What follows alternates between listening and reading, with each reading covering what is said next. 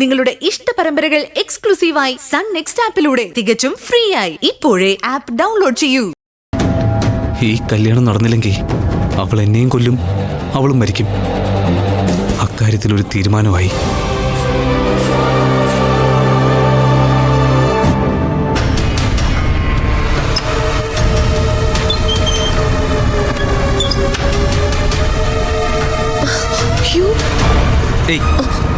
വേണ്ട, വിഗ്രഹം കയ്യിലെടുക്കരുത്, തൊടുക പോലും ചെയ്യരുത്. ഈ വിഗ്രഹം പൊന്നമത്ത് ദേവീക്ഷേത്രത്തിലെത്തിക്കണം. ദേവിയുടെ ശാപം കൊണ്ടാ മരുവത്തൂരിൽ തുടർച്ചയായി ദോഷങ്ങൾ സംഭവിക്കുന്നത്. മരുവത്തൂരിലെ കുടുംബക്ഷേത്രത്തിലല്ലേ ഇത്രയും കാലം നമ്മൾ പൂജ നടത്തിയിരുന്നത്? മുത്തശ്ശിയും സുമംഗല ചേച്ചിയൊക്കെ ആ ദേവീക്ഷേത്രത്തിലല്ലേ ഇതുവരെ എല്ലാ ചടങ്ങുകളും നടത്തിയിരുന്നത്? അതൊക്കെ പറഞ്ഞാ ഒരിക്കലും അവസാനിക്കാത്ത ചില ചതിയുടെയും വെട്ടിപ്പിടിക്കലിന്റെയും കഥകളൊക്കെ പുറത്തു വരും. നിനക്കറിയാവുന്ന പൊന്നമത്ത് ബാംഗ്ലൂരിലെ നമ്മുടെ ബിനാമി കമ്പനി പൊന്നമത്ത് ട്രേഡേഴ്സ് മാത്രമല്ലേ? എൻ്റെ അച്ഛനും കുടുംബവും എല്ലാം പൊന്നമത്ത് തറവാടിൻ്റെ ആശ്രിതന്മാരായിരുന്നു. അവിടുത്തെ അവസാനത്തെ കാര്യസ്ഥനായിരുന്നു എൻ്റെ അച്ഛൻ. ഇതിൽ കൂടുതലൊന്നും ഇപ്പോൾ പറയാൻ പറ്റില്ല.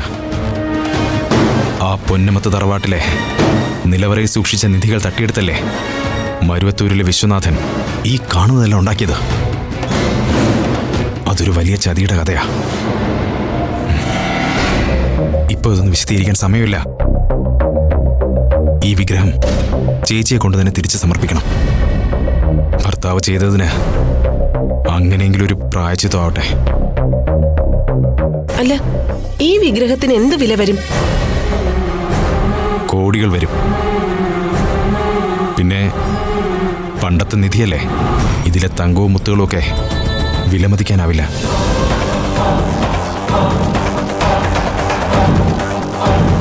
ഈ വിഗ്രഹം കൊണ്ടുപോയി മറിച്ചുവിറ്റ വിശ്വനാഥൻ കോടികൾ ഉണ്ടാക്കിയത്. ഒടുവിൽ ചേച്ചി അത് തിരിച്ചെടുത്തു. പക്ഷേ അന്ന് ചെയ്ത പാപത്തിന് പരിഹാരമാവില്ലല്ലോ. അല്ല, വിശ്വേട്ടൻ ഇത് വിൽക്കാമെങ്കിൽ പിന്നെന്താ, നമുക്കിത് വിറ്റ് കോടികൾ ഉണ്ടാക്കിയാല്? അതിനുള്ള വഴി ഞാൻ കണ്ടിട്ടുണ്ട്. ഇപ്പൊ ഇത് ചേച്ചിയുടെ കയ്യിൽ നിന്ന് പൂജാരിയുടെ കയ്യിലാവണം. ദേവീകോപത്തിന്റെയും ശാപത്തിന്റെയും ഒക്കെ കഥകൾ പറഞ്ഞ് ഞാൻ ചേച്ചിയെ പേടിപ്പിച്ച് നിർത്തിയിട്ടുണ്ട്. വെറും ശാപം മാത്രമല്ല, അന്ന് ചില പാവപ്പെട്ട ആളുകളുടെ മരണം പൊന്നമത്ത് തറവാട്ടിലുണ്ടായിട്ടുണ്ട്. നിരപരാധികളായ ചിലരുടെ ജീവൻ ബലി കൊടുക്കേണ്ടി വന്നിട്ടുണ്ട്. അവരുടെ ആത്മാക്കൾ ഇപ്പോഴും മോക്ഷം കിട്ടാതെ അലഞ്ഞു തിരിയുന്നുണ്ട്.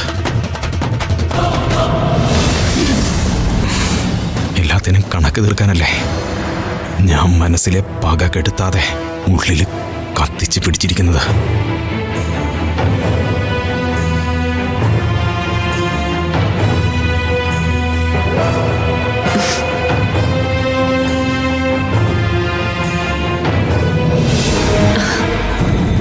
പവിയേട്ട, ഒന്നുകൂടി ആലോചിച്ചിട്ട് പോരെ? എനിക്കിത് കണ്ടിട്ട് വിട്ടുതരാനേ തോന്നുന്നില്ല. ഞാനിത് സൂക്ഷിച്ചു വെച്ചോളാം. പണ്ട് നിന്നെ ഏൽപ്പിച്ചിട്ട് പോയ സ്വർണ്ണ ബിസ്ക്കറ്റുകളുടെ കഥ ഞാൻ മറന്നിട്ടില്ല. അമ്മയും മോളും കൂടി അടിച്ചു മാറ്റി വിറ്റ് വീതം വെച്ചെടുത്തില്ലേ? അത് മാത്രമല്ല ഗിരിജെ, ഇത് പൊന്നമത്ത് തറവാട്ടിലെ ഭഗവതിയാ. ആ തറവാടിന്റെ ഐശ്വര്യങ്ങൾക്കെല്ലാം കാരണക്കാരി ഈ ദേവിയാ. ഇത്രയും കാലം മറഞ്ഞു കിടന്നിരുന്ന ചൈതന്യം തിരിച്ചു കിട്ടണം, വീണ്ടെടുക്കണം. ദേവിയെ തൊട്ടുകളിച്ച വിശ്വേട്ടന് അകാലമരണം ഏറ്റുവാങ്ങേണ്ടി വന്നില്ലേ? അതുകൊണ്ട് നീ നിന്റെ മനസ്സിൽ നിന്ന് ആ മോഹം അങ്ങ് ഉപേക്ഷിച്ചേക്ക്. ഇതൊന്ന് തൊടാൻ പോലും എനിക്കിപ്പോ പേടിയാ. അങ്ങനെയാണെങ്കിൽ ഇത്രയും കാലം ഇത് ഒളിപ്പിച്ചു വെച്ചിരുന്ന സുമംഗല ചേച്ചിക്കൊന്നും സംഭവിച്ചില്ലല്ലോ. വിശ്വേട്ടൻ മറിച്ചുവിറ്റ വിഗ്രഹം തേടി പിടിച്ച് തിരിച്ചെടുത്തത് ചേച്ചിയല്ലേ? ആ പുണ്യം ചേച്ചിക്ക് കിട്ടും. ഒന്ന് നീ മനസ്സിലാക്കിക്കോ, ഇനി അധിക നാൾ മരുവത്തൂരിലെ ഈ വില്ലൻ കളി നടക്കില്ല. മരുവത്തൂരിലെ ചിതയിൽ നിന്ന് പഴയ പൊന്നമത്ത് കുടുംബം ഞാൻ പുനഃസ്ഥാപിക്കും. അതിനി വലിയ താമസമൊന്നും വേണ്ടി വരില്ല. പക്ഷെ തടസ്സം നിൽക്കുന്നത് ആ ദർശനയാ. അവളിപ്പോ എന്റെ പിന്നാലെയാ. പൊന്നമത്ത് ട്രേഡേഴ്സും പൊന്നമത്ത് കുടുംബവും അന്വേഷിച്ചിറങ്ങിയിരിക്കുക അവള്. ഇത് തീ കൊണ്ട് സ്വന്തം കൃഷ്ണമണിയിൽ കുത്തുകയാണെന്ന് അവൾ അറിയുന്നില്ല.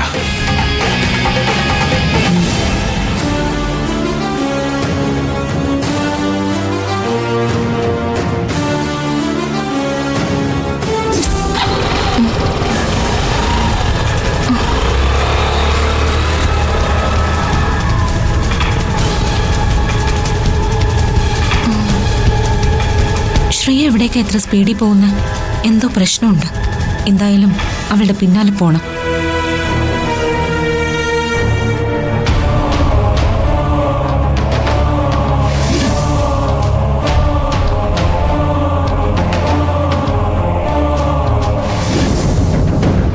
ശ്രേയ എന്നിൽ നിന്ന് എന്തോ ഒളിക്കാൻ ശ്രമിക്കുന്നുണ്ട്. അന്നേരം ഞാനത് ശ്രദ്ധിച്ചില്ല. എന്തായിരിക്കും അത്?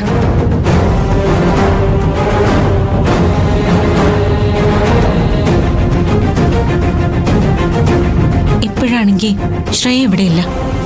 ഒന്ന് മുറി ചെന്ന് നോക്കിയാലോ?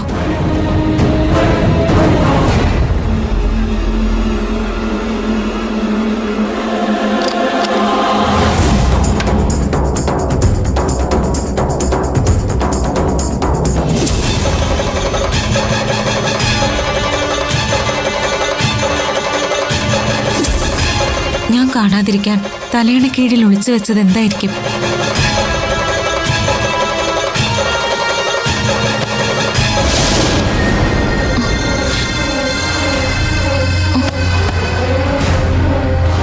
എനിക്ക് വെറുതെ തോന്നിയതായിരിക്കും.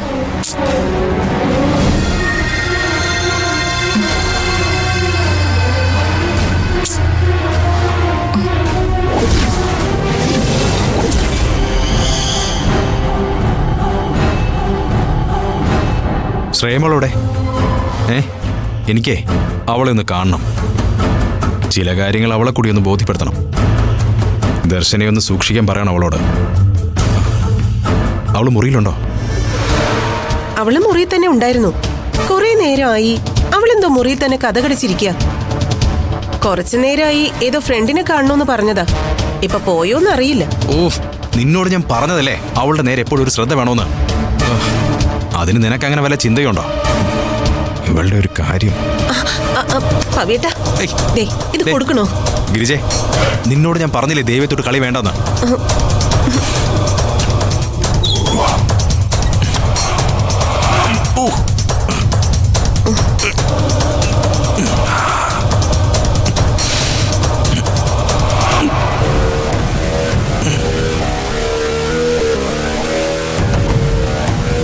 ഇവരിത് കൊണ്ടുപോകുന്ന വഴിക്ക് ആരെ കൊണ്ടെങ്കിലും തട്ടിയടിപ്പിച്ചാലോ?